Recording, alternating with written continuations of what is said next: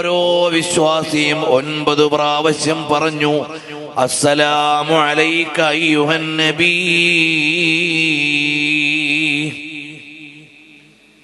നബി സല്ലല്ലാഹു അലൈഹി വസല്ലം തങ്ങൾക്ക് നമ്മൾ ഓരോരുത്തരും നിർബന്ധമായും നിത്യേന 9 തവണ സലാം ചൊല്ലുന്നുണ്ട്. നമ്മുടെ ഉമ്മയ്ക്ക് സലാം ചൊല്ലാറില്ല അത്രയും. ഉപ്പയോട് ഇത്രയും പ്രാവശ്യം ഒരു ദിവസം സലാം ചൊല്ലാറുണ്ടോ?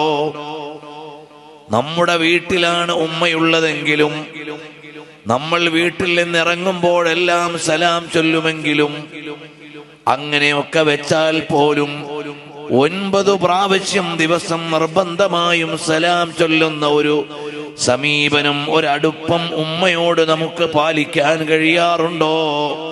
എന്നാൽ ഓരോ വിശ്വാസിയും നിത്യേന നിർബന്ധമായും 9 തവണ പറയുന്നു, അസ്സലാമു അലൈക അയ്യുഹൻ നബി.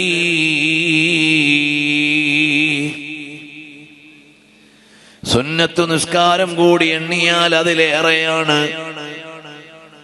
അപ്പോൾ 100 കോടി ജനങ്ങൾ നിസ്കരിക്കുന്നു എന്ന് വന്നാൽ ഒരു ദിവസം എത്ര കോടി പ്രാവശ്യമാണ് നബി സല്ലല്ലാഹു അലൈഹി വസല്ലം തങ്ങളുടെ മേൽ സലാം ചൊല്ലുന്നത്, അഥവാ അഭിവാദ്യം ചെയ്യുന്നത്.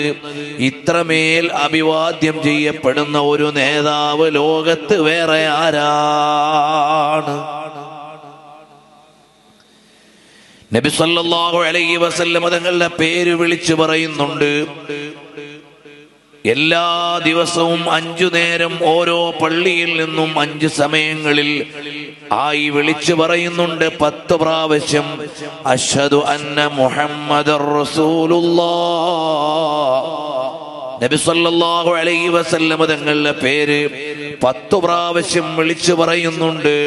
ഇതുപോലെ ഈ നാട്ടിൽ പേര് പറയപ്പെടുന്ന ഒരാൾ വേറെ ആരാണ്?